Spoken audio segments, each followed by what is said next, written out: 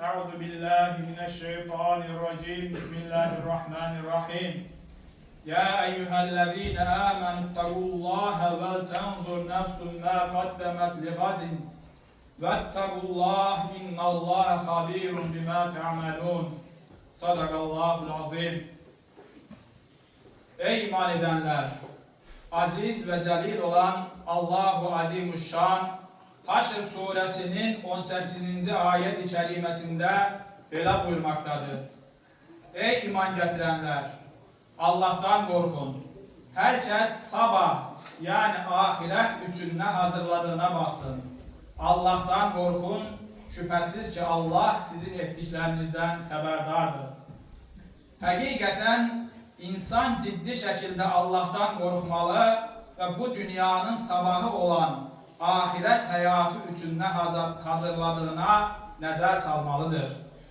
Bugünkü fani hayata necə hazırlaştığı ile sabahki ebedi hayata necə hazırlaştığını sağlam bir düşünce ile müqayisə etmelidir. Allah'ın her edilen işleri bildiğini de unutmamalıdır. Bütün bunları düşünerek özünü silkelemeli ve büyük bir əzimkarlıkla xeyirli işler görmeye başlamalıdır. Əksi halda hem dünyasını hem de ahiretini put edecektir. Ey insanlar! Allah Resulü aleyhissalatü vesselam bir hadis-i şerifinde belə buyurmaktadır. Faydalı işler görmeye tələsin. Çünkü yakın gelecekte karanlık geceler kimi bir sıra fitneler ortaya çıkacaktır. Həmin vaxt insan mümin olarak sabaha çıkar, kafir olarak geceler. Kafir olarak sabaha çıkar, mümin olarak geceler. Dinini küçük bir dünya malına satar buyurmaktadır. Başka bir hadis-i şerifinde ise belə xəbər verməkdədir. 7 şey gəlmədən əvvəl xeyir işlər görməyə tələsin.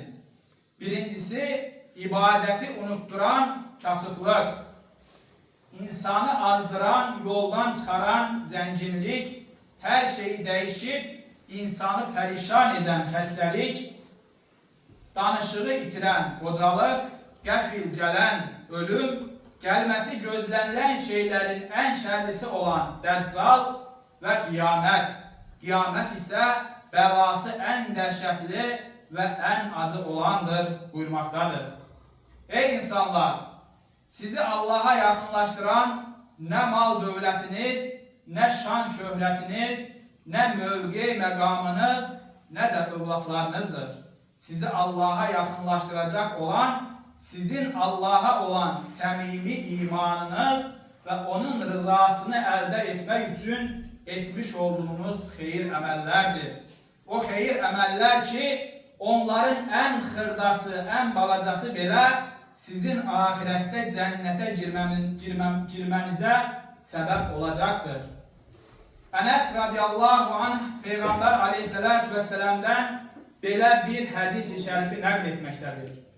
Kıyamet günü insanlar cərgə duracaklardır. Həmin məqamda cəhənnəm əhlindən bir nəfər cennet əhlindən olan bir insana yaxınlaşacaq ve ona diyecek ki, ey filan kəs, xatırlayırsanmı? Sen su istemiştin, mən de sana bir udumluq su vermiştim. Həmin insan, o mümin onu xatırlayacak ve o verdiği suyun hürmetine cehennem ehlinden olan insana şefaat edecektir. Sonra cehennem ehlinden başka bir insan cennet ehline yakınlaşacak ve ona diyecek ki, hatırlayırsan mı? Sana bir gün abdest almak için su vermiştim diyecek. O da hatırlayacak ve o su sebebiyle cehennem ehline şefaat edecektir. Yine başka bir cehennemlik bir cennet ehline yakınlaşacaktır ve ona diyecek ki, ey filan kəs, beni filan bir işe gönderdiğin günü hatırlayırsan mı? Ben de həmin gün senin için o işe gittim diyecektir. Cennetlik olan adam da ona o işi sebebiyle şefaat edecektir. Kıymetli kardeşler, bu sebepten ettiğimiz hayır işleri küçük, balaca görmememiz lazımdır.